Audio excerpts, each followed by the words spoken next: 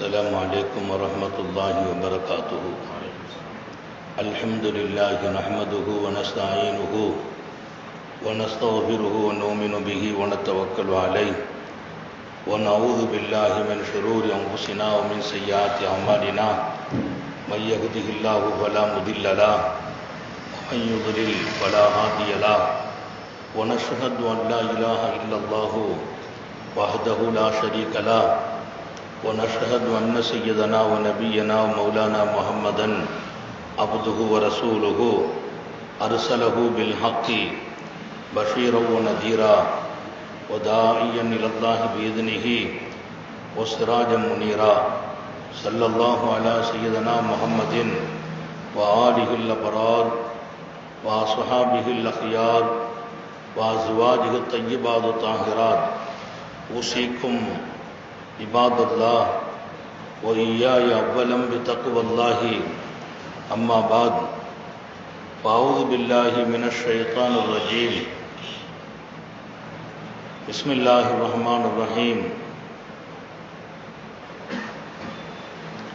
إن الله لا يغفر أن يشرك به ويغفر ما دون ذلك لمن يشاء.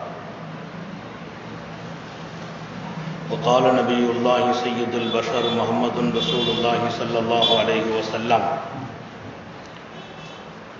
اللهم مغفرتك أوسع من ذنوبي ورحمتك أرجى عندي من عملي. صدق نبي الله صلى الله عليه وسلم. எல்லாம் வல்ல அல்லாஹுவின் அன்பும் மேலான கருணையும் நமக்கெல்லாம் வந்து சேரட்டுமாக. நமது உயிரினும் மேலான கண்மணி நபிகள் நாயகம் ஸல்லல்லாஹு அலைஹி வஸல்லம் அவர்களின் அன்பையும் ஷஃபாஅத்தையும் பெறுவதற்கு அல்லாஹ் நம் எல்லோருக்கும் தௌஃபீக் செய்வானாக.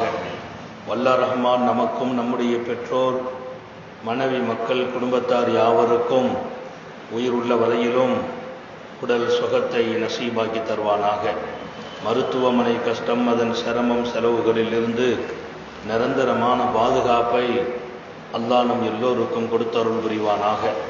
வானம் பூமியினுடைய ஆபத்துகளை விட்டும், முசீபத்துகளை விட்டும், கெட்ட முடிவுகளை விட்டும் நம்மையும் நம் குடும்பத்தையும் பாதுகாத்து அருள் புரிவானாக.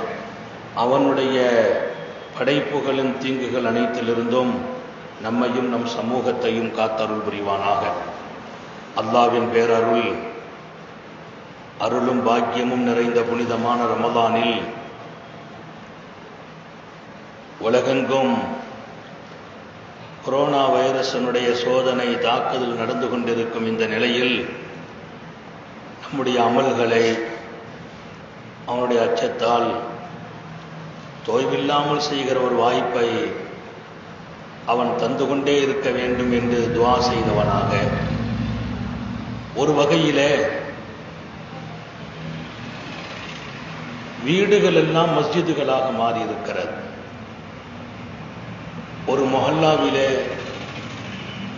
இருக்கிற ஒரே ஒரு பள்ளிவாசலில் நடைபெறுகிற தொழுகை இன்றைக்கு ஒவ்வொரு வீடுகளிலும் இருக்கிறவர்கள் தங்களது பிள்ளைகளை, தங்களது குடும்பத்தை அவர்கள் வீட்டிலே தனக்கு பின்னால் மாமுமாலாக ஆக்கி தொழுகை இன்றைக்கு நடைபெற்று கொண்டிருப்பதை பார்க்கிறோம். ஒரு சோதனையிலும் அவனுடைய அருள் மிஞ்சியே நிற்கிறது. அவனை குறை சொல்வதற்கு ஒன்றுமே இல்லை. உலகளவில் எல்லாம் இந்த சோதனையை லேசாக்கி வைப்பானாக. நம்முடைய புனிதமான இந்த மஜ்லிஸுல் அன்வார், நான் நேற்றைய தினம் சொன்னதை போல நம்முடைய ஆரண்ய பாபா அவர்களால் நியமனம் செய்யப்பட்டு கியாமத் வரைக்கும் நடக்கணுங்கிற அந்த வார்த்தை எங்களுடைய காதில் ஒலித்து கொண்டே இருக்கும். ஹயாத் வரைக்கும் நடக்கணும்னு வாப்பா அடிக்கடி சொல்வாங்க. இந்த வருடம் யோசனை செய்து கொண்டே இருந்தபோது நாளை துவக்கம் செய்ய வேண்டும் என்று வந்தபோது அன்று மாலையில் அல்லாஹ் மனதில் போட்டான், இந்த நிகழ்ச்சியை நாம் எப்படியும் நடத்திவிட வேண்டும் என்று. இந்த அமைப்பின் முக்கியமான பொறுப்பாளர்களிடத்திலே அப்துல்சலாம் அண்ணன், விடிஎஸ் அண்ணன், ஹபீபுர் ரஹ்மான் போன்றவர்களிடத்திலெல்லாம் மஷ்வரா செய்த போது அல்ஹம்துலில்லாஹ் துவக்கி விடுவோம் என்று சொன்ன அந்த உற்சாகம் இன்றைக்கு பன்னூற்றுக்கணக்கான மக்கள் பயன்பெறுகிற நசீப் கிடைத்திருக்கிறது. நம்முடைய பகுதி நீங்கள் வந்தால் தெரியும், மக்கள் 12:30க்கெல்லாம் வீடு வாசல்களிலே நிரம்பி இருக்கிறார்கள். அடிக்கடி தொலைபேசியில் தொடர்பு கொண்டு இந்த பக்கம் இன்னும் கொஞ்சம் மைக்கை கொஞ்சம் அதிகப்படுத்துங்கள் என்று சொல்லும் நிலை. அதே போல லைவில் பல பேர்கள் பார்த்து கொண்டிருக்கிறீர்கள். அல்லாஹ் இதை கியாமத் வரைக்கும் நடக்க அவன் அருள் புரிவானாக. இந்த மஜ்லிஸுல் அன்வாரின் இந்த சேவை கியாமத் வரைக்கும் தொடர்வதற்கும் இதன் பொறுப்பாளர்களை அல்லாஹ் எப்போதும் இந்த பணிக்காக தேர்ந்தெடுப்பானாக. சங்கை மிக்கவர்களே, அல்லாஹ்வுடைய செயல்கள் அனைத்தும் அற்புதமானது என்ற ஒரு பொது தலைப்பில் பேசி வருகிறோம். அவனை எங்கே நினைத்தாலும் ஆனந்தம் தான் மிஞ்சுகிறது. அவனை எப்போது நினைத்தாலும் ஆனந்தமும் மகிழ்ச்சியுமே மிஞ்சி கொண்டிருக்கிறது. அவனுடைய ஒவ்வொரு நிகழ்வுகளிலும் புரிந்து கொள்ளாததால் சில நேரங்களில் நமக்கு கோபம் வரும். புரிந்து கொள்ளாததால் சில நேரங்களில் இப்படி நடக்கிறானே என்று எண்ணம் சில பேர்களுக்கு தோணும். புரிந்து கொண்டவர்கள் எல்லாம் அவன் செயல்களின் போது அவர்களுக்கு லாபம் நஷ்டத்தை எதிர்பார்க்காமல் அவன் செயல் அனைத்திற்கும் அல்ஹம்துலில்லாஹ் என்று சொன்ன மக்கள் நமக்கிடையே வாழ்ந்து கொண்டு இருந்தார்கள், இன்றைக்கும் வாழ்கிறார்கள். அவன் என்ன செய்தாலும் அல்ஹம்துலில்லாஹ். கப்பல் கவிழ்ந்து போனது என்று சொன்ன போதும் அல்ஹம்துலில்லாஹ். கப்பல் கவிழவில்லை, திரும்ப அழகாக வருகிறது என்று சொன்ன போதும் அல்ஹம்துலில்லாஹ். இரண்டு நிலைகளிலும் அவர்கள் சொன்ன ஒரே ஒரு வார்த்தை, என் உள்ளத்தை பார்க்கிறேன், என் உள்ளத்தை பார்க்கிறேன். கவிழ்ந்தது என்று சொன்ன போதும் அது அமைதியாக இருந்தது, கவிழவில்லை என்று சொன்ன போதும் அமைதியாக இருக்கிறது. நான் ரெண்டு நேரத்திலும் என்னை அமைதிப்படுத்தியதற்காக அவனை நான் அல்ஹம்துலில்லாஹ் என்று சொன்னேன். கப்பல் வந்ததற்காக அல்ஹம்துலில்லாஹ் அல்ல, கவிழ்ந்ததற்காக அல்ஹம்துலில்லாஹ் இல்லை. என் உள்ளம் எப்போதுமே தடுமாறாமல் இரண்டையும் ஏற்கச் செய்தானே, அதற்காக அல்ஹம்துலில்லாஹ். எனவே சோதனை காலங்களிலும் அவன் புகழுக்கு உரியவன் என்பதை உலகம் உணர வேண்டும். சோதனை காலங்களிலும் அவன் புகழுக்கு உரியவன், புகழப்பட வேண்டும் என்பது மட்டும்தான் அவன் பக்கம் போய் சேர வேண்டும். அவன் விஷயத்தில் நாம் குறை காணுவது என்றது நம்முடைய பலகீனமும் அறியாமையும். இப்போதும் அவன் புகழப்பட வேண்டும், எப்போதும் புகழப்பட வேண்டும். உலகத்தில் பெருமானார் அழகான செய்தி சொன்னாங்க, அல்லாஹ்வுக்கு ரொம்ப பிரியம் அவனை புகழ்றதுன்னா. அல்லாஹ்வுக்கு பிரியம் அவனை புகழ்றது. குர்ஆன் ஷரீஃபினுடைய ஒவ்வொரு வாக்கியத்தின் முடிவையும் நீங்கள் பார்த்தால் அவனை புகழ்ந்தே முடிப்பான். அவன் அருளாளன், அவன் அன்பாளன், அவன் இரக்கமுள்ளவன், அவன் மன்னிப்பாளன், அவன் மிகச்சிறந்த ஆற்றல் உள்ளவன், ஞானமுடையவன், ஹக்கீமுன் ரഊஃபுன் ரஹீமுன் என்ற அந்த ஆயத்துகளை, திருக்குர்ஆனின் வரிகளை முடிக்கிற போது அவனை புகழ்ந்து முடிப்பான். காரணம், அவன் புகழை நேசிப்பான் என்கிறார்கள் நபிகள் நாயகம் ஸல்லல்லாஹு அலைஹி வஸல்லம். அல்லாஹ் எப்போதும் அவனை புகழ்ந்திருக்க தௌஃபீக் செய்வானாக. இன்ப துன்பங்களில் அவன் பக்கம் எதையும் சேர்க்காமல் நம்முடைய குறையையே பார்ப்பதற்கு அல்லாஹ் அருள் புரிவானாக. ஆக அவன் அனைத்திலும் மகத்தானவன். உலகத்தில் அவனுடைய மன்னிப்பு குறித்து எழுதுகிறார்கள். இவ்வளவு வினோதமானது, அவ்வளவு சீக்கிரமா மன்னிக்கிற தன்மைங்கிறது அவன் படைத்த படைப்புகளிலே ரொம்ப இல்லை என்கிறார்கள். அவன் படைத்த படைப்புகள்ல மன்னிக்கிறதுலாம் அவ்வளவு சீக்கிரமாலாம் முடியாது. சில பேர் சொல்லுவாங்க, அவ்வளவு சீக்கிரமான மன்னிக்க முடியுமா? நேற்று தான் சண்டை போட்டிருக்கிறாங்க, நீ கல்யாணம் விடுன்னு அவ்வளவு சீக்கிரமா மன்னிக்க முடியாதுங்கிறான். இன்னும் கொஞ்ச நாள் போகட்டும். மன்னிப்பதற்கு மனசு வருவதில்லை. தவறு செய்தவங்களை மன்னிக்க மனசு வர்றதில்லை. மன்னிக்கணுங்கிற கட்டத்துக்குள்ளே நுழைவதே இல்லை. இன்னும் கொஞ்ச காலம் அவன் அப்படிதான் வைக்கணுங்கிறாங்க. நிறைய குடும்பங்களிலே பிள்ளைகள் மீது பெற்றோர்களுக்கு வேகம் இருக்கிறது, கோபம் இருக்கிறது. அதனால பிள்ளைங்க வெளியில இருக்கிறாங்க. சமாதானத்திற்காக நம்ம போய் பேசினா, அதற்கு இப்ப கொஞ்ச நாளைக்கு விட்டு வைங்க, இன்னும் கொஞ்ச நாள் இருந்தா தான் அவனுக்கு புத்தி வரும். உடனே மன்னிப்பதற்கு மனசு இல்லை. பிள்ளைங்கள்ட்ட போய், எப்போ உங்க வாப்பா வயசாயிட்டாங்க, நீ கொஞ்சம் விட்டு கொடுத்து போப்பா. இல்ல அதற்கு கொஞ்ச நாளைக்கு அவர் தனிமையில கிடந்துதான் அவருக்கு புத்தி வரணுங்கிறான், அவருக்கு புத்தி வரணுங்கிறான். இப்படி ஒரு காலம். மன்னிப்பதற்கு யாருக்கும், பிள்ளைகளுக்கும் மனமில்லை, பெற்றோர்களுக்கும் மனமில்லை.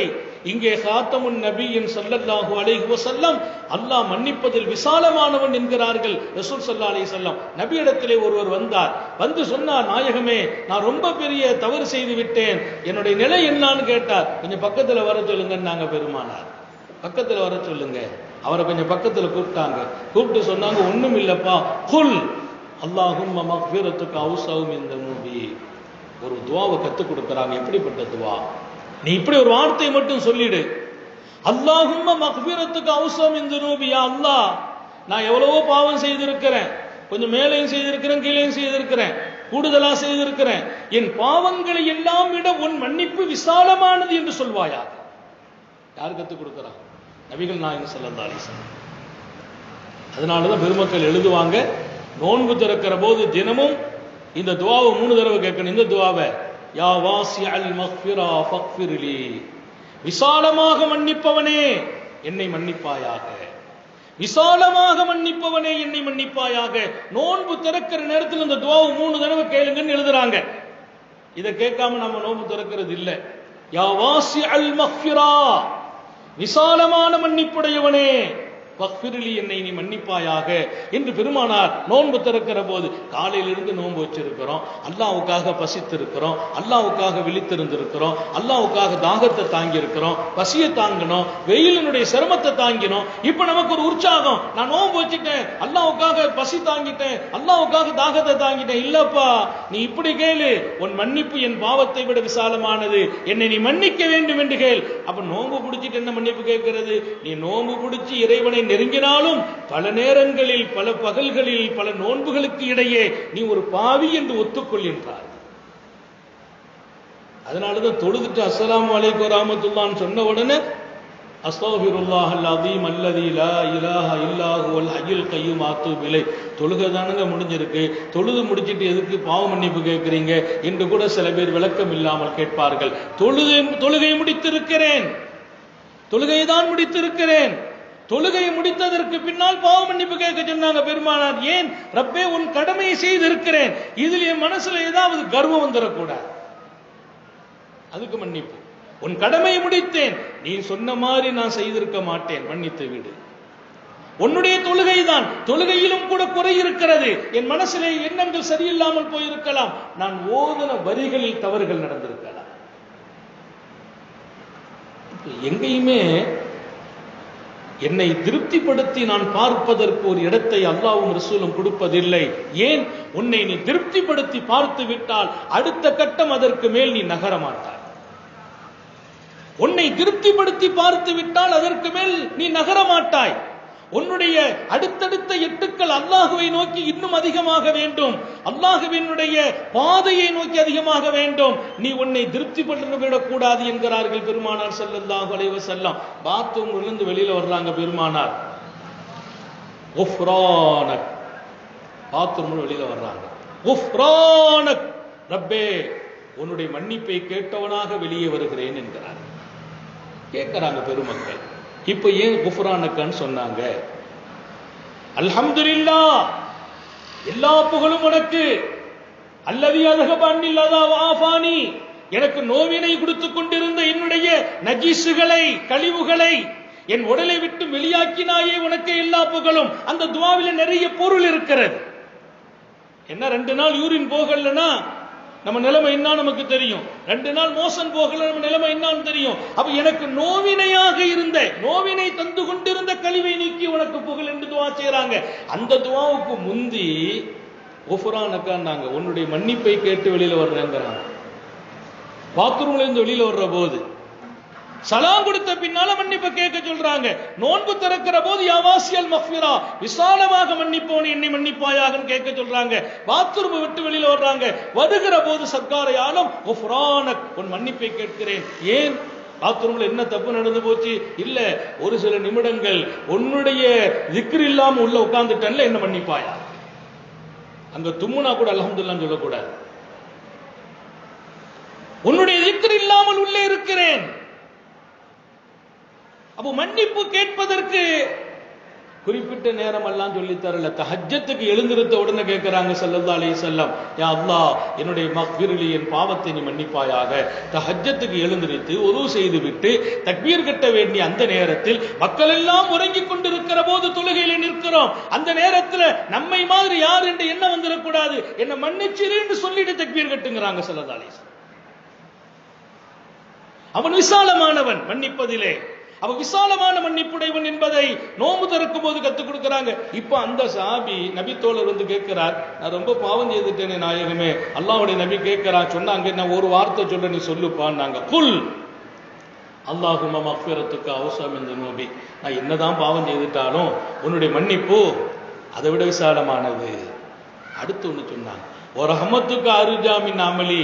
என்னுடைய அமலை விட நான் அப்படி தொழுதிருக்கேன், இப்படி செய்திருக்கிறேன், இப்படி நோன்பு வச்சிருக்கிறேன், இப்படி துவா செய்திருக்கிறேன், இவ்வளவு குர்ஆன் ஓதி இருக்கிறேன், இவ்வளவு திக்ர் செய்திருக்கிறேன் என்று என் அமலை விட நான் ஆதரவு வைப்பதற்கு ரொம்ப தகுதி உன் அருள் என்று சொன்னாங்க ஸல்லல்லாஹு அலைஹி வஸல்லம். எங்க கொண்டு வர்றாங்க பாருங்க. என்னுடைய அமலை விடவும் ரஹ்மத்துக அர்ஜா மின் அமலி. இன்னைக்கு நான் எதை ஆதரவு வைக்கிறது? என்னுடைய அமலையா?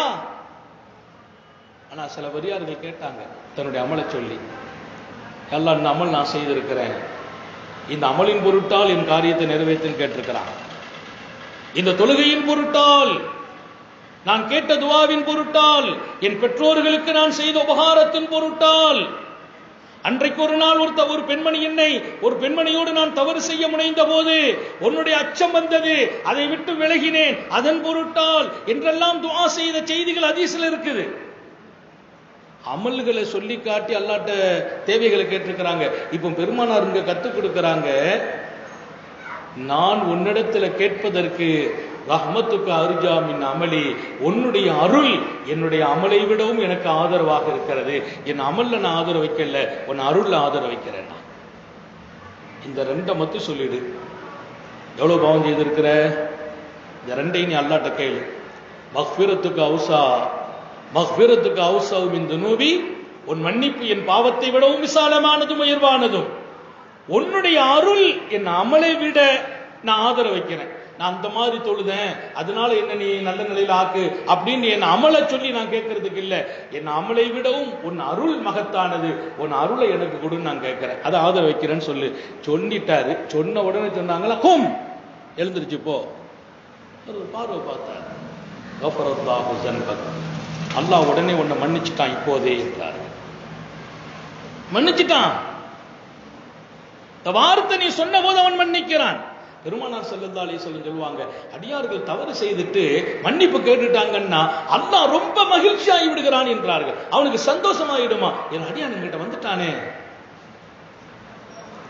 வீட்டை விட்டு வாப்பா அம்மா விட்டு வெளியில போயிட்டு வேண்டாம் நீ ஒன்றும் வேண்டாம், குடும்பம் வேண்டாம், வீடு வேண்டாம்னு போயிட்டு திரும்ப ஓடி வந்துட்டா பெற்றோர்கள் என்னதான் இருந்தாலும் அவங்க தாய் அணைச்சிக்கிடுவா, என் பிள்ளை வந்துட்டானே. சர்க்காரை ஆலம் சொல்கிறார்கள் ஸல்லல்லாஹு அலைஹி வஸல்லம், நீ மன்னிப்பு கேட்டாலே போதும், நீ ரெண்டாவது தப்பு பண்ண போறேன்னு அல்லாஹ்வுக்கு தெரியத்தான் செய்யும். இவன் மன்னிப்பு கேட்டாலும் சும்மா இருக்க மாட்டான், திரும்ப ஒருக்க தப்பு பண்ணதான் செய்வான் என்று அவனுக்கு தெரியும். ஆனா நீ மன்னிப்பு கேட்டா அவன் சந்தோஷப்படுறான் நாங்க ஸல்லல்லாஹு அலைஹி வஸல்லம். ஏன்? அவனுடைய தன்மை அது. அதனாலதான் ஒரு சூஃபி காபத்துல்லாஹ்ல கேட்டாங்களா, இஸ்மத்து மினத் துனூபி யா அல்லாஹ், காபாவுடைய திரையை பிடிச்சு என் வாழ்க்கைக்கு ஒரு வரம் வேண்டும், மௌத் வரைக்கும் நான் பாவம் செய்யக்கூடாதுங்க. அல்லாஹ் சொன்னா அந்த வரம் கேட்காதீங்க, யாருக்கும் கொடுக்கறது இல்லை, நான் மன்னிப்பதில் சந்தோஷம் அடைகிறவன், நான் மன்னிப்பதிலே சந்தோஷம் அடைகிறேன். என் அடியான் அப்பப்போ சில தவறு செய்வான், அவனுடைய உணர்ச்சிகளால் உணர்வுகளால் மனிதன் என்ற தன்மையால் சில தவறு செய்வான். அப்ப அவன் என்கிட்ட வரணும், நான் மன்னிக்கணும். அதனால நீங்க இந்த வரம் கேட்க வேண்டாம் என்றால் அல்லாஹ் அந்த சூஃபியை வரலாறு சொல்லி காட்டும். அவன் மன்னிப்பதில் அத்தனை விசாலமானவன். பெருமானார் ஸல்லல்லாஹு அலைஹி வஸல்லம் ஒரு அழகான செய்தி, வரலாற்றின் பின்னணியிலே பனு இஸ்ராயேல 2 பேர் இருந்தாங்களாம். பனு இஸ்ராயேல 2 பேர் இருந்தாங்க. 2 பேர் எப்படின்னா முத்தஹாபைன்னு எழுதுறாங்க. ஒருத்தருக்கு மேல ஒருத்தர் அவ்வளவு அன்பும் காதலும் உள்ளவர்கள். 2 பேரும் மனேசர்கள். ஒன்னாட்டே இருப்பாங்க, ஒன்னாட்டே வாழ்வாங்க, ஒன்னாட்டே போவாங்க. இதுல ஒருத்தர் பெரிய ஆபிதானார், பெரிய வணக்கசாலி, எப்பவும் இறை தியானத்துல திக்ர்ல ஃபிக்ர்ல. இன்னொருத்தர் காணும் போது நிபா, எப்பவும் பாவம் செய்ய ஆரம்பிச்சார். அது எப்படிங்க? நட்புக்குன்னு ஒரு தன்மை இருக்குது. இவர் நல்லா வணங்குறான்னா இவர் கூட அவர் சேர்ந்து அவர் வணங்க ஆரம்பிச்சிடணும், அல்லது இவரு கூட அவர் சேர்ந்து அவரும் சேர்ந்து பாவம் செய்ய ஆரம்பிச்சிடணும். ஆனா இது வித்தியாசமா இருந்துச்சு. 2 பேரும் நண்பர்களாக வளர்ந்து வாழ்ந்து நட்பு தொடர்ந்த காலத்தில் இவர்கிட்ட பெரிய தியானம் ஏற்பட்டுச்சு, அவர்கிட்ட தவறு ஏற்பட்டுச்சு. அப்போ இவர் அடிக்கடி சொல்வாராம், தம்பி எப்படி செய்யாதப்போ அக்சிர் மீன் ஜுனூபிக், பாவத்தை குறைச்சிக்கா செய்யாதுன்றார். அவர் ஒன்றும் கண்டுக்கிட மாட்டார், போயிடுவார். ஒரு நாள் ஒரு பெரிய தப்பு பண்ணிட்டார். தன் நண்பன் ஒரு பெரிய தவறு செய்கிறான். அப்படி செய்த போது சொன்னார், அக்ஸர நீ குறைத்து விடு, இனிமேலும் நீ இந்த தவறு செய்ய வேண்டாம் என்று கொஞ்சம் கோபமா சொன்ன போது அவர் கேட்டார், அபு இஸ்தஃபியா ரகீபா, என்ன கண்காணிக்கிறதுக்கு அல்லாஹ் உன்னை அனுப்பி வச்சான்னு கேட்டார். அன்புதான். கொஞ்சம் கோபப்பட்டு அவர் சொன்னார், நீ குறைச்சிக்கா, இனிமேலும் இந்த மாதிரி தப்பு நீ பண்ணக்கூடாதுன்ற போது அவர் சொன்னாராம், எனக்கு கண்காணிப்பாளனாக அல்லாஹ் உன்னை அனுப்பினானா, அபு இஸ்தஃபியா ரகீபா, நீ அல்லாஹ்வால் அனுப்பப்பட்ட ஆளா, நீ நபியா, நீ ரசூலா, என் மீது உனக்கு பொறுப்பு தரப்பட்டிருக்கான்னு கேட்டார். உடனே அவர் சொன்னார், லா யக்ஃபிருல்லாஹி வல்லாஹி லா யக்ஃபிருல்லாஹு அபதா, அல்லாஹ் மீது சத்தியமா உன்னை அல்லாஹ் மன்னிக்க மாட்டான். வலா யதுகிலன்னக அல்லாஹுல் ஜன்னah, உன்னை அல்லாஹ் சொர்க்கத்துக்கு அபதா எந்த காலம் கொன்ற மாட்டான். நான் இவ்வளவு நாளா துவா செய்தேன், நீ நல்லா ஆயிடணும், நம்ம 2 பேரும் இங்க ஒன்னா இருக்கிற மாதிரி அங்கேயும் போய் ஒன்னா இருக்கணும். என்னை நண்பர்கள் அப்படி ஆசைப்படுவான், அங்கே நம்ம ஒன்னா இருக்கணும். சில பேர் துனியாவில் சவுண்ட் இருக்கிற வரைக்கும் கூடயே இருப்பாங்க. பசை இருக்கிற இடத்துல ஒட்டுன்னு சொல்லுவாங்க, பார்த்துருக்கீங்களா? கொஞ்சம் சவுண்டா இருந்தோம், வசதியா இருந்தோம்னா நம்ம கூட ஒட்டிக்கிட்டு இருப்பாங்க. கொஞ்சம் நம்ம பலகீனம் ஆயிட்டோம்னா நோண்டுருவாங்க. ஆனா அதல்ல, அல்லாஹில்லா யௌமைதின் பாதுகும் லிபாதின் அதுவு இல்லல் முத்தகீன், நண்பர்களாக இங்கே இருந்த பல பேர்கள் அங்கே எதிரிகளாக மாறுவார்கள். அல்லாஹ் சொன்னான், இந்த உலகத்திலே நண்பர்கள், இவர் இல்லைன்னா அவர் இல்ல, இவரை பார்த்தா அவரை பார்க்கலாம், இவர் போனா அவர் போவார், 2 பேரும் ஒன்னாட்டே போவாங்க, ஒன்னாட்டே வருவாங்க. ஆனால் அங்கே எதிரிகளாக இருப்பார்கள். இல்லல் முத்தகீன், அல்லாஹ்வின் அச்சம் உள்ளவர்களாக, அவருடைய தொடர்புடையவர்களாக வாழ்ந்தவர்கள் அங்கேயும் நண்பர்களாக இருப்பார். அல்லாஹ் நம்மை அங்கேயும் நம்ம நட்பை தொடர செய்வானா. அவர் சொன்னாரு, நீ எப்படியாவது திருந்தி இங்க நம்ம நண்பர்களா இருந்த மாதிரி அங்கேயும் சொர்க்கத்துல ஒன்னா இருக்கலாம் நினைச்சேன், ரொம்ப ஆசைப்பட்டேன், நிறைய துவா செய்தேன், நீ ரொம்ப வரம்பு மீறிட்ட. கேட்டா நீ என்ன நபியான்னு கேட்கிற, நீ என்ன ரசூலான்னு கேட்கிற, அல்லாஹ் உன்னை வந்து என்ன கண்காணிக்க அனுப்பி வச்சான்னு கேட்கிற. இப்ப நான் சொல்றேன், வல்லாஹி லா யக்ஃபிருல்லாஹு லக அபதா, எந்த காலத்திலும் அல்லாஹ் உன்னை மன்னிக்கவே மாட்டான். இன்னும் சொல்கிறேன், லா யதுகிலன்னக அல்லாஹு அபதா ஜன்னா அபதா, சொர்க்கத்தில் அல்லாஹ் உன்னை கூட்டவே மாட்டான். ஓ, உனக்கு சொர்க்கம் இல்லைன்றார். இவர் வேகத்தில் துவா செய்துட்டார், முடிஞ்சு போச்சு. வரலாற்று பெருமக்கள் அழகாக பதிவு செய்வார்கள், 2 பேரும் மரணமான பின்னால் அல்லாஹ்வின் தர்பாருக்கு 2 பேரும் அழைக்கப்பட்டார்கள். அழைக்கப்பட்ட போது அல்லாஹ் அந்த பாவியை கூப்பிட்டான். கூப்பிட்டு சொன்னான், நீ சொர்க்கம் போவாயா, நீ சொர்க்கம் போ, கஃபர்துகா, உன்னை நான் மன்னித்து விட்டேன் என்றான். இவரை கூப்பிட்டான், வணக்கசாலியை, நீ நரகம் சென்று விடு என்றான். ஏன் ரப்பே, நான் ஒரு நிமிடம் உன்னை மறக்கவில்லையே. அல்லாஹ் சொன்னான், நான் படைத்த என் அடியான், அவன் தவறு செய்கிறான், அவன் திருந்துவான், வாய்ப்பு கொடுக்கிறேன், உடனே நான் யாரையும் தண்டிப்பதில்லை. நீ எப்படி சொல்லலாம், காலமெல்லாம் உனக்கு மன்னிப்பு இல்லை என்று சொன்னாயா இல்லையா, உனக்கு சொர்க்கமே இல்லை என்று நீ சொன்னாயா இல்லையா, என் அடியானுடைய உள்ளத்தை நீ வேதனைப்படுத்தினா, இன்னொரு பக்கம் மன்னிக்க மாட்டேங்கிற என்ன செய்தி நீ எப்படி சொல்லலாம்? மன்னிக்கிறது நானாச்சே, நான் மன்னிக்க மாட்டேன்னு சொன்னா என் மேல இருக்கிற நம்பிக்கை அவனுக்கு போயிடுமே. என் மேல இருக்கிற நம்பிக்கை நீ போக செய்தாய், அந்த ஒன்று போதும், நீ நரகம் போகிவிடு. அல்லாஹ் நம்மை பாதுகாப்பான. பாவிய கூட பாவின்னு சொல்லாத நாங்க செல்லுதாலே சொல்ல. கொஞ்சம் வித்தியாசமானது அவனுடைய மன்னிக்கிற விதம், அடியார்களை அவன் பார்க்கிற விதம். அடியார்கள் தவறு செய்கிற போது உடனே எல்லாம் பிடிச்சுக்கிறது இல்ல, நமக்கு அப்படி இல்ல. தப்பு திரும்ப திரும்ப செய்தா உடனே அடி, பழி வாங்கி விடுகிற மக்கள் நிறைய இருக்கிறாங்க. தவறு செய்கிறவர்களை உடனே தண்டிக்கிற மக்கள் இருக்கிறாங்க. அதுதான் இன்றைய வாழ்க்கை. அல்லாஹ் தன்னை பற்றி சொன்னான், நான் உடனே தண்டிச்சேன்னா இந்த பூமியில ஒருத்தன் மிஞ்ச மாட்டாங்க. அடியார்கள் செய்த தவறுகளுக்கு அவன் தண்டனை கொடுத்தால், அதுவும் உடனே கொடுத்தால், இந்த உலகத்தில் யாரும் மிஞ்ச மாட்டார்கள். ஒரு காலம் வரைக்கும் விட்டு கொடுப்பான், நாளைக்கு திருந்துவானே என் அடியான், நாளைக்கு திருந்தலாமே.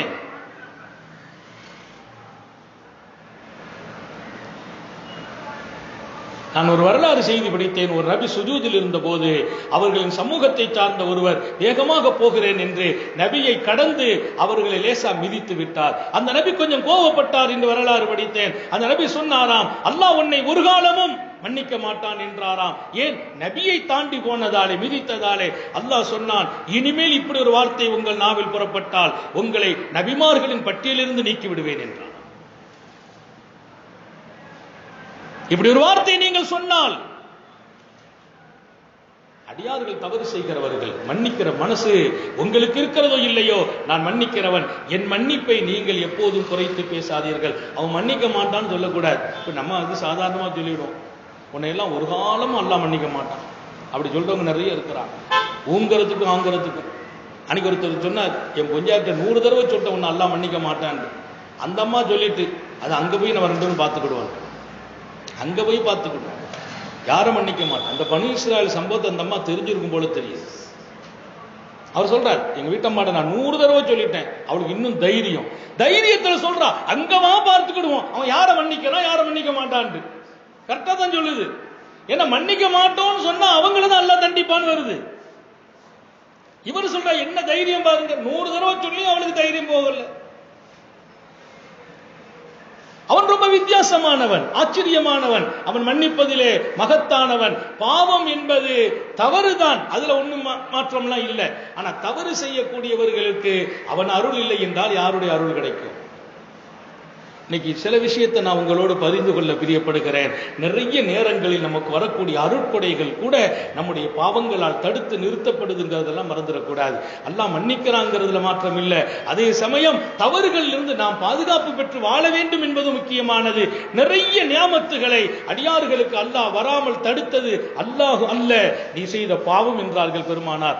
இன்னல் அப்தல யுஹரமு ரிஸ்க பிஸ்ஸம்பி யஸீப், மனிதனுக்கு கிடைக்க வேண்டிய நிறைய நியாமத்துகளும் ரிஸ்குகளும் அவனுடைய தவறுகளாலும் பாவங்களாலும் அது தடுத்து நிறுத்தப்படுகிறது என்கிறார்கள் பெருமானார் ஸல்லல்லாஹு அலைஹி வஸல்லம். வானத்திலிருந்து எதிர்பார்க்கக்கூடிய ரஹமத்து வரல, தேவையான நேரத்தில் மழை பெய்யலையா, அல்லாஹ் ஒன்றும் குறை செய்யல, இங்கே பாவங்கள் மிகைக்கிற போது அருள் நிறுத்தப்படும் என்றார்கள் பெருமானார் ஸல்லல்லாஹு அலைஹி வஸல்லம். அது நம்ம கவனம் இருக்கணும். அல்லாஹ் மன்னிக்கிற அளவுக்கு விசாலம் இருக்கிறது. அவன் நூதனமாக மன்னிக்கிறான், ஆச்சரியமாக மன்னிக்கிறான். இப்படிப்பட்ட வணக்கசாலியை விட ஒரு பாவிக்கு மன்னிப்பு வழங்கி விட்டான் என்பதையெல்லாம் தாண்டி பாவம் என்பதும் பெரிய சோதனை என்பதும் மறந்துடக்கூடாது. அதனால பாதிப்பு நிறைய இருக்குது. ஒரு ரகசியமான செய்தி சொன்னா நீங்க உங்களை மாத்திக்கிடுவீங்கன்னு நினைக்கிறேன். பாவத்தில் ஒருத்தர் பிடிவாதமாக இருக்கிறார், தொடர்ச்சியாக இருக்கிறார், காலத்துல என்ன சொன்னாலும் 4 பேருக்கு முன்னால சரியாயிட்டு அப்புறம் ரகசியமா பாவம் செய்துட்டே இருக்கிறார் என்று சொன்னால் அவர் எத்தனை பெரிய வணக்கம் செய்தாலும் அப்படி தொடர்ச்சியான ரகசிய பாவங்களை செய்பவர் கடைசி நேரத்தில் சோதிக்கப்படுவார். பல பேர்களுக்கு ஈமானும் பிடுங்கப்படும்.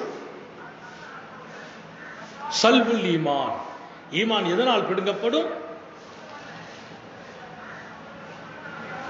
அல் இஸ்ராரு அலா துனூப், பாவத்துல கொஞ்சம் பிடிப்பா இருந்துகிட்டே இருக்கிறாங்க பாருங்க. அப்படிப்பட்டவங்க வணக்கம் வழிபாடுகள் இருந்த போதிலும் ஈமானில் சோதிக்கப்படுறாங்க. அல்லாஹ் நம்ம எல்லாரையும் பாதுகாப்பானா, நம்முடைய கடைசி முடிவை நல்லதாக்கி வைப்பானா. ஹாத்தமுன் நபியின் ஸல்லல்லாஹு அலைஹி வஸல்லம் மிகப்பெரிய இடத்துல கொண்டு நம்மை அல்லாஹ்வுடைய சிபத்தை சொல்லி நம்முடைய வாழ்க்கையை கொண்டு போறாங்க. அல்லாஹ்வின் மீது ஒரு நல்ல அபிப்பிராயத்தை நமக்கு உண்டாக்குறாங்க. அவன் மீது நல்ல அபிப்பிராயத்தை போக்குறவங்களை கூட அவன் நேசிக்கிறது இல்லை. அவன் மீது நல்ல ஒரு ஆயத்தில் அழகா சொன்னா, இன்னல்லாஹ் லா யக்ஃபிரு அய்யுஷ்ரக பி, அவன் ஒன்றை மட்டும் மன்னிக்க மாட்டான், அவனுக்கு நிகராக இணையாக துணையாக இன்னொன்னை நீ கற்பித்தால் மன்னிக்க மாட்டான். அவனுக்கு நிகர் ஒருத்தர் இல்லை, எல்லாரும் ஏத்துக்கிட்டோம், இறைவன் ஒருவன். அவனுக்கு நிகராக இணையாக துணையாக நீ ஒன்றை கற்பித்தால்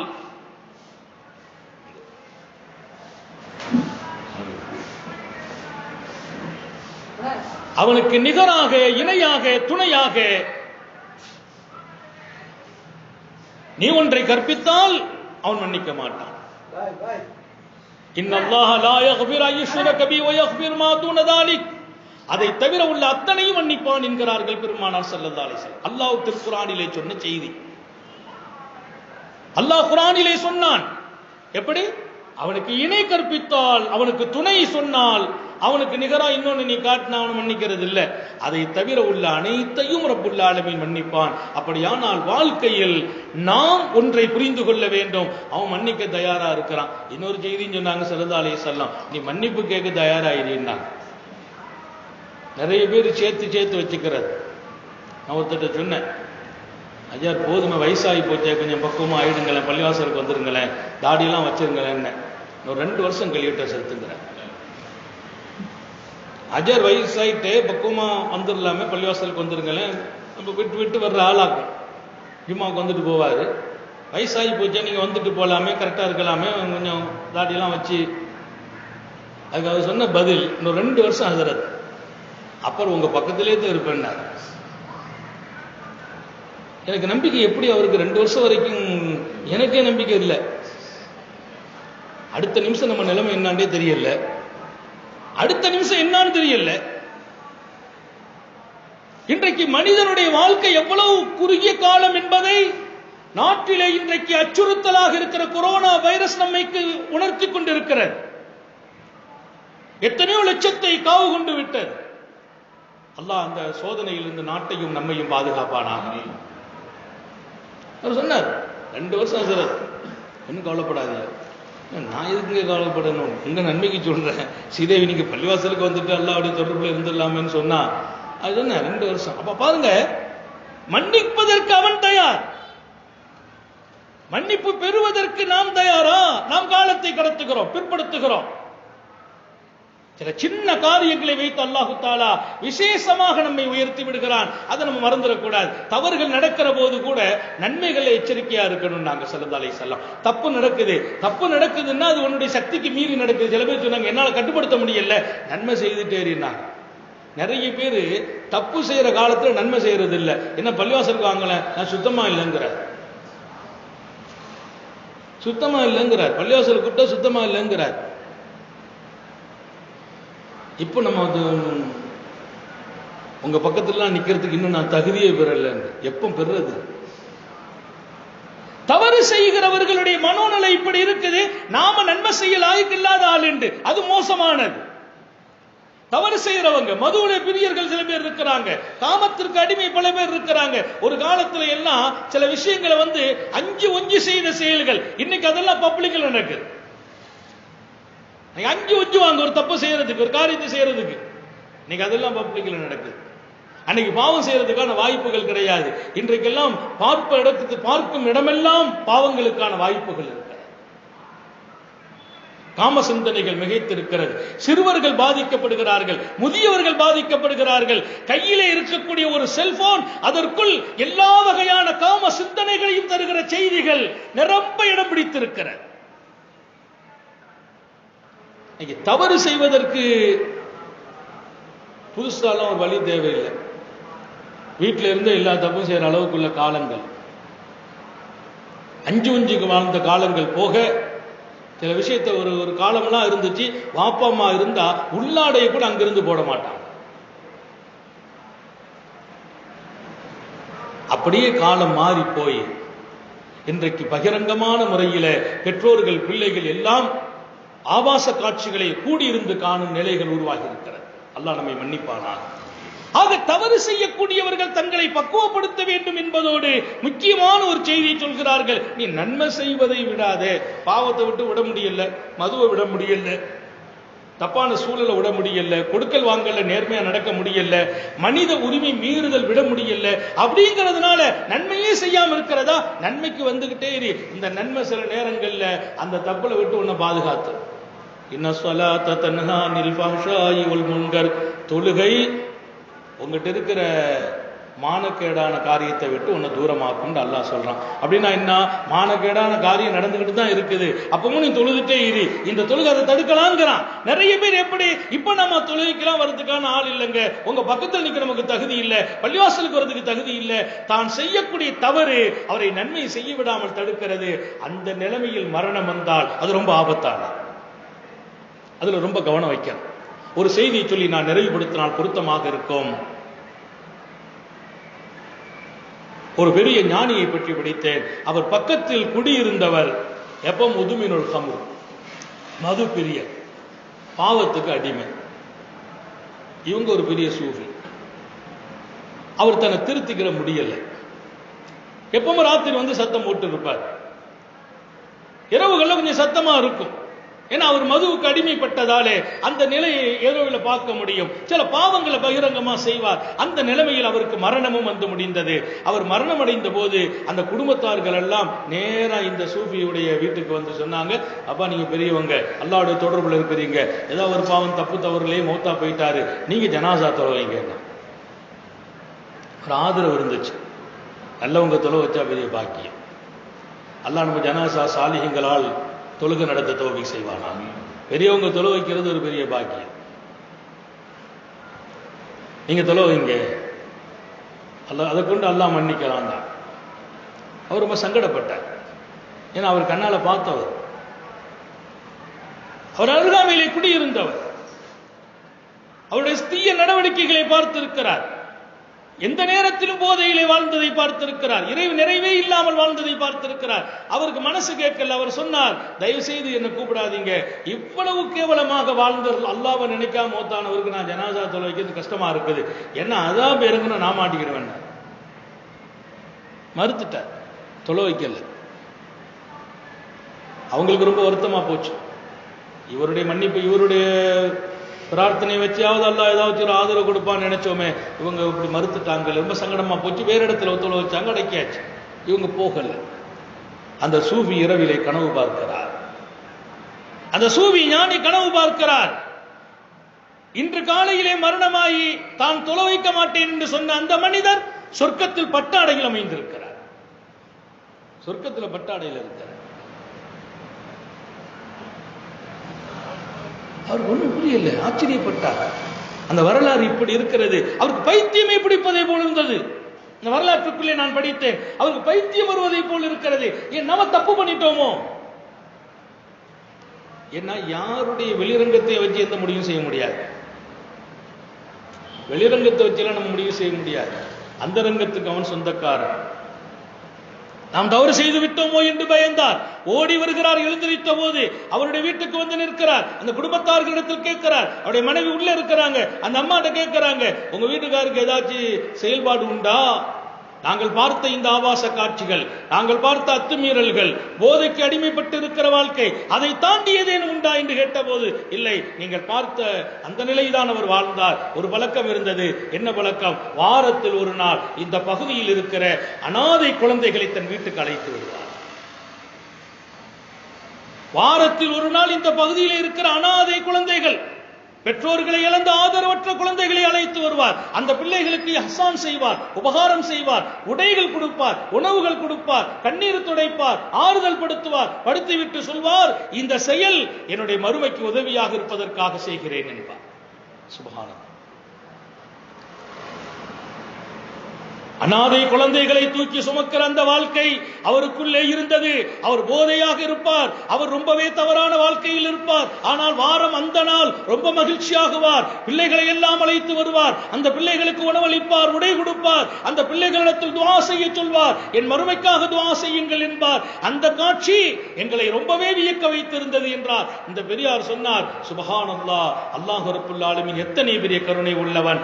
இந்த காரியம் அவருக்கு மறுமையில் கிடைத்து விட்டது என்றார். நான் பார்த்தேன், அவர் சொர்க்கத்தில் இன்பத்தோடு இருக்கிறார். காலமெல்லாம் தவறு செய்தவர். இப்ப நான் சொல்ல வர்ற செய்தி, பாவம் செய்கிறோம், நம்ம தப்பு பண்றோம், நம்ம வரம்பு மீறுகிறோம், நம்ம ஆபாசத்தில் இருக்கிறோம், நம்ம போதைக்கு அடிமைப்பட்டு இருக்கிறோம். நம்ம போய் பெரியவங்க பக்கத்தில் இருக்க முடியுமா? நம்ம பள்ளிவாசலுக்கு போக தகுதி இல்லை, நம்ம நோன்பு பிடிக்க தகுதி இல்லை, நாம ஓதுறதுக்கு குர்ஆன் எடுக்க தகுதி இல்லை என்று நீங்கள் உங்களை ஆக்கிக் கொள்வீர்களே, ஆனால் அந்த மரணம் ரொம்ப ஆபத்தானது. அந்த நிலையிலும் நீங்கள் நன்மைக்கு விரைந்து வாருங்கள். அந்த தீமை எப்படியும் மறையும். இல்லை என்றால் இந்த நன்மையை கொண்டு அந்த பாவிக்கு கிடைத்த சொர்க்கம் உங்களுக்கும் கிடைக்கும். அனாதை பிள்ளைகளுக்கு ஆதரவு காட்டியது மாத்திரம் அல்லாஹ் சொன்னான், அந்த காரியம் எனக்கு திருப்தி அளித்தது, நீ செய்த மொத்தத்தையும் மன்னித்தேன் என்றான். ரொம்ப வினோதமானவன், ஆச்சரியமானவன், அற்புதமானவன். அவன் எப்படியெல்லாம் மன்னிப்பான், நம்முடைய கற்பனைக்கு அடங்காதவன். அத்தனை பெரிய இரக்கமுள்ள ரப்பை நான் நினைவு கூறுகிற அந்த பேரின்பத்தை பெற்றிருக்கிறேன். அல்லாஹ் நம்ம எல்லாருக்கும் தௌஃபீக் செய்வானாக. பாவத்தில் இருந்து மீழ்ச்சி பெற வேண்டும். பாவத்தின் மீது ஒரு பக்கம் வெறுப்பு வர வேண்டும். நாம செய்கிற பாவங்கள் நமக்கு கிடைக்க இருக்கிற ரஹ்மத்துகளை நிறுத்துகிறது, சுகத்தை தடுக்கிறது, சோதனைகளை அதிகப்படுத்துகிறது, குடும்பத்திலே பிரச்சனைகளை ஏற்படுத்துகிறது.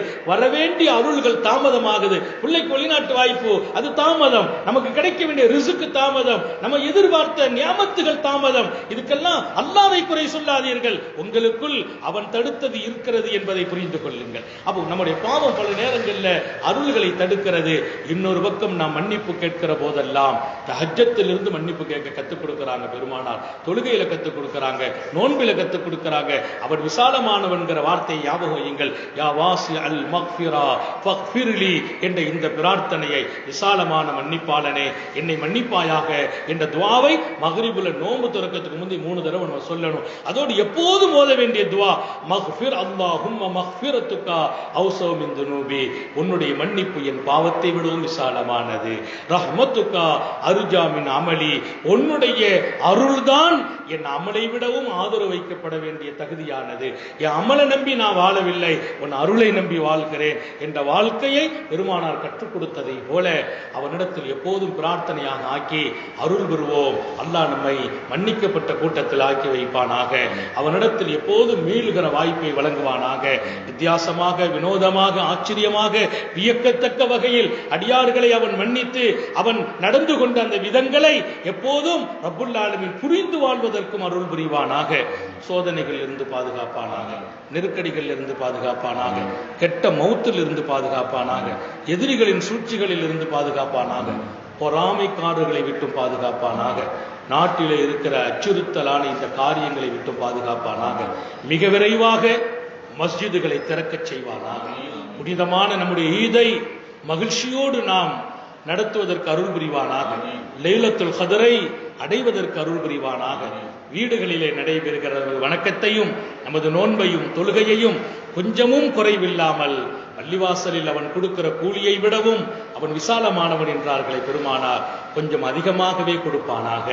நீண்ட நெடிய நாட்கள் நோய் நொடிகள் இல்லாமல் உடல் ஆரோக்கியத்தோடு மனநிறைவோடு இன்பத்தோடு அல்லாஹுவை நின்று வணங்கி வழிபட்டு வாழும் நசீபையும் பாக்கியத்தையும் எல்லாம் அல்ல அல்லாஹ் உங்களுக்கும் எனக்கும், நம்மை ஈன்றெடுத்த தாய் தந்தையர்களுக்கும், நமது மனைவி மக்கள் உற்றார் உறவினர் யாவருக்கும் கொடுத்தருள் புரிவானாக. நாம் பெற்ற பிள்ளைகளை கண்குளிர்ச்சியாக வாழச் செய்வானாக. எங்கிருந்தாலும் பாதுகாப்பானாக.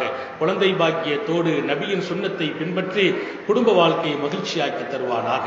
நமது உயிரினும் மேலான கண்மணி சுந்தர நபிகள் ஸல்லல்லாஹு அலைஹி வஸல்லம் அவர்களை கனவிலும் நனவிலும் கண்டுகளிக்கும் பெரும் பாக்கியத்தை அல்லாஹ் நம் யாவருக்கும் கொடுத்தருள் புரிவானாக என்ற நல்ல துஆக்களோடு உங்கள் எல்லோருடைய துஆவையும் ஆதரவைத்து என் வார்த்தைகளை நிறைவுபடுத்துகிறேன். வஆஹிரு தஅவானா அனில் ஹம்துலில்லாஹி ரப்பில் ஆலமீன். அஸ்ஸலாமு அலைக்கும் வரஹ்மத்துல்லாஹி வபரகாத்துஹு. சுப்ஹானல்லாஹி வபிஹம்திஹி சுப்ஹானல்லாஹி வபிஹம்திஹி.